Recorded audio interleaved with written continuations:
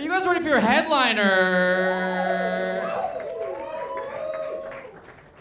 Because I certainly am. Folks, this final comic has been one of my favorite comics in the city for a long time. I met her before the pandemic, I think through BCC at the Vital Joint, maybe, at that old weird space in Williamsburg. I guess not too far from here. She is brilliant. She just finished an awesome tour of her new hour-long special Side by Side, all over Edinburgh Fringe, and touring a little bit in New York City as well. I don't know if she's gonna do it again, but hopefully you can come out and see her. She's an absolutely brilliant comic. Put your hands together right now for the illustrious Maggie Crane!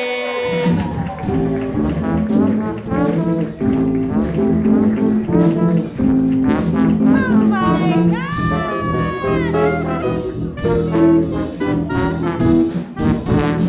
Keep it going for your bed! And keep it going for your host! This show's fucking incredible! Oh my God, you got everything. You got bands, you got a man in a tux, you got you guys. Okay, I'm not here to build community. I'm not scared of you motherfuckers. I'm from Massachusetts. That's about right. That makes sense to me in a big way. You can tell I'm from Massachusetts because I look like every cop's daughter.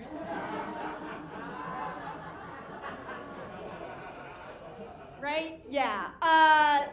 My dad's not a cop, but my face is not a good argument for that.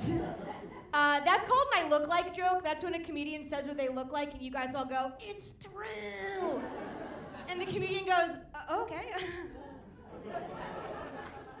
Thanks. I'm kind of an old comic now. I'm an old head. And I love the new comics. I love them. Listen, I love the kids. But I realize that new comics, they're really bad at I look like jokes. They can't write a good I look like joke, and I think it's because they weren't bullied enough. I think no one was mean enough to them. All the new comics are like, yeah, I know what you're thinking. I look like Marilyn Monroe, but skinny. And I'm like, I look like the Cat in the Hat. And do you know how I know that? Because somebody told me. Right? Somebody let me know. You mentioned I was doing my solo show. I was doing the solo show in Edinburgh because I'm stupid.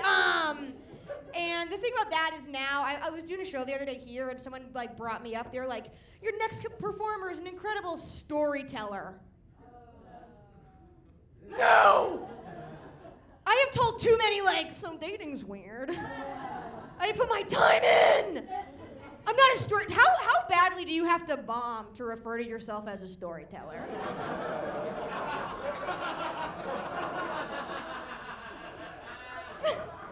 Right? You're like, oh, actually, you're not supposed to laugh. I'm weaving a narrative. I feel like storytelling is making a comeback. Have you noticed this?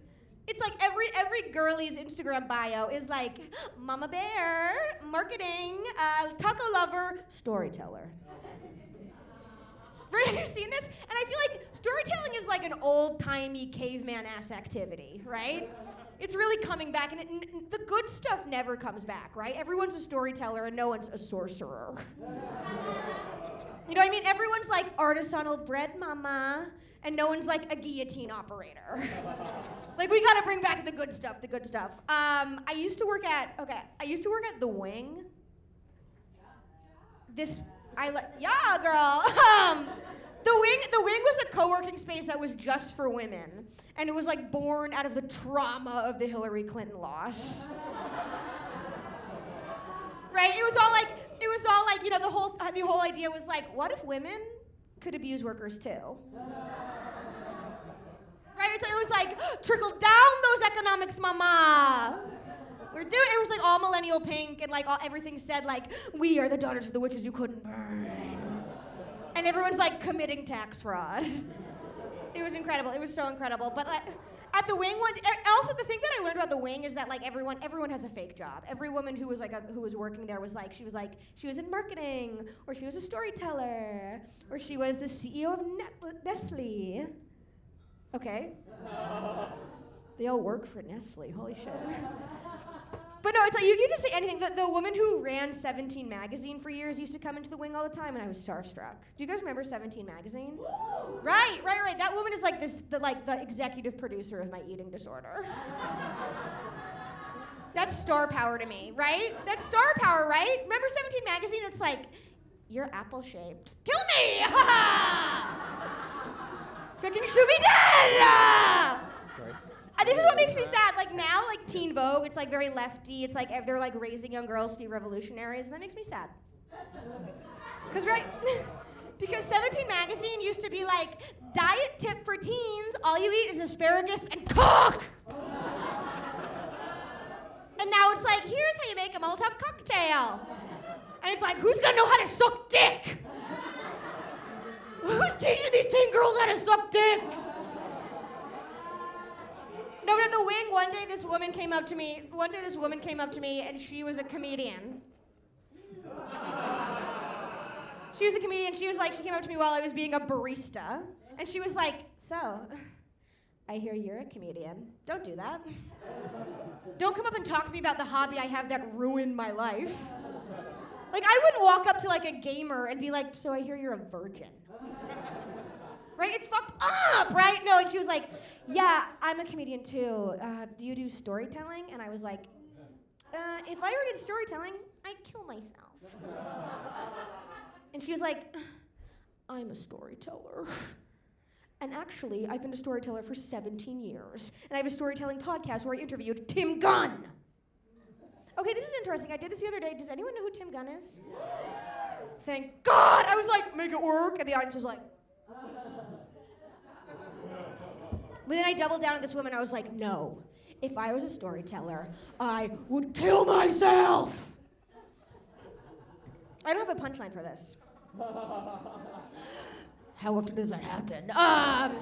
No, the best thing about the wing is that they had like, one day they over-ordered merch, and my boss, she got these tote bag merch, and the tote bag at the wing it just said, taking up space.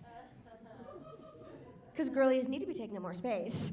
My boss over-ordered, and instead of ordering 100 tote bags, she ordered 1,000 tote bags. And it was my job to find space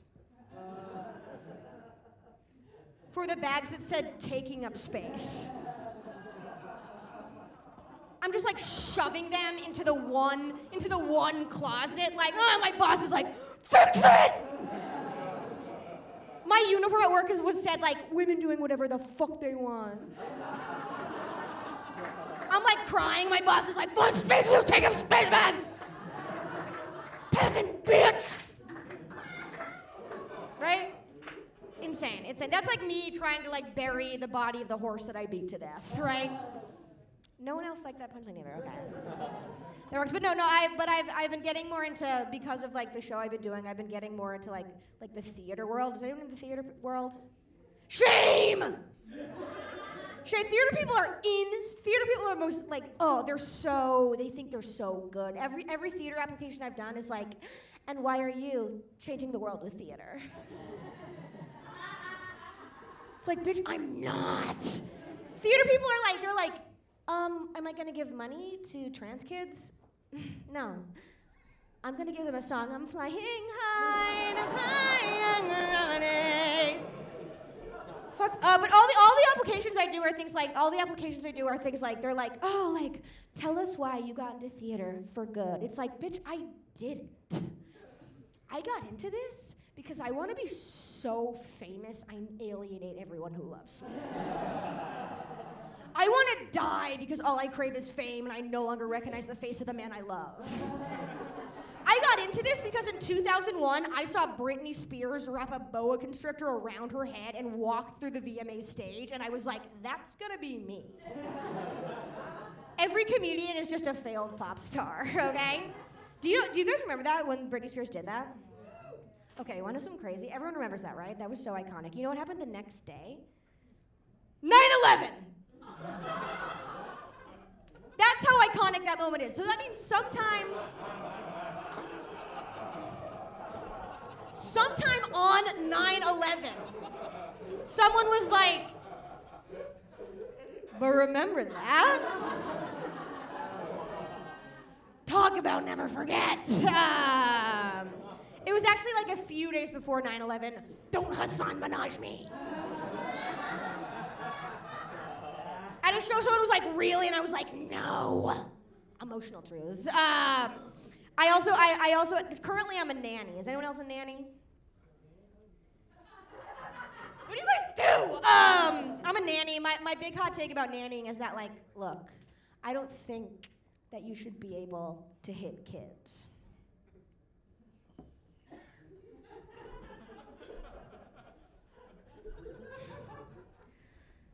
But I don't think kids should know that.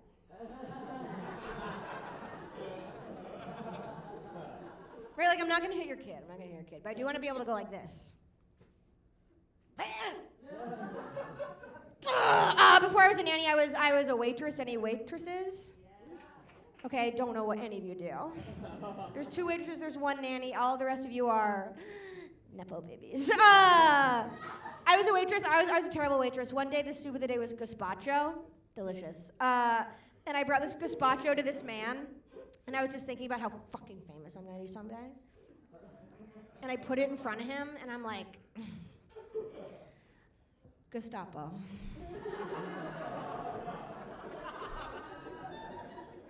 And then I walked away. I was like, there's your chilled hate crime. Thank you so much, right? And then I've had every bad job in the world. I even worked at the Tenement Museum. Have you been? Oh my God. Yeah. I worked at the Tenement Museum. The Tenement Museum is amazing. It's like this museum built at it's built to look like the way the tenements did in like early 20th century when all the immigrants were coming in. And it's really cool. But basically it's only built so that white people can be like, we had it hard too. Not so easy being Irish. But the thing about the Tenement Museum, I was working there. I was working at the Tenement Museum when I was living in a windowless basement in Bushwick with 8 roommates. So I would walk into the Tenement Museum and be like,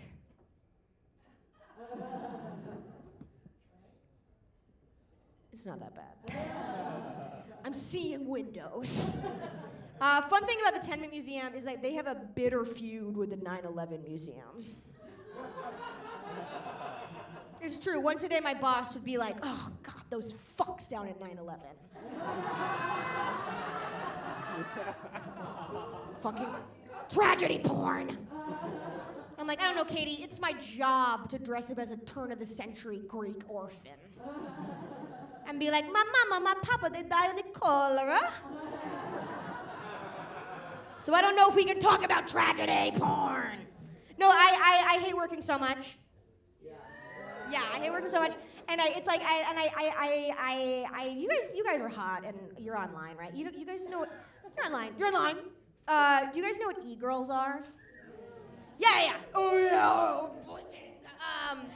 For those of you who don't, e-girls, for those of you who don't know, they're like these really hot girls on Twitter, and they're really beautiful and sexy, and they're also communists. And I love them, and they're always posting shit like,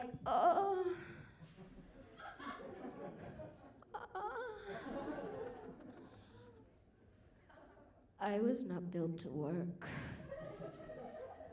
I was built to lay in a field and read Marx. Right, I love that shit. And I used to think I was one of these girls. I used to be like, it me. Me too, queen. And then I unfortunately took one look at myself in the mirror and I was like, oh no. I was built to work. But I can't work in this day and age, the year of our Lord, 2023. I was built to work in like 1841. Look at me. I was built to be like a wet nurse. I was built to be like a bar wench. Look, it's my destiny to have a man like saddle up to my bar, and I'm like, hello there, darling. Who can it be? It's because my body type. This is my body type. Remember 17 magazine from before? They would say my body type is, if they were writing it up, they would say my body type was Renaissance fair titties. I got these big fat red fair titties that look like I had them like all like bundled up, nipple to the sky. I'm like in a field in northern New Jersey, brandishing a turkey leg. Like, by week I nanny, but today I'm a peasant! Give it up for your band! Keep it going for Maggie Crane.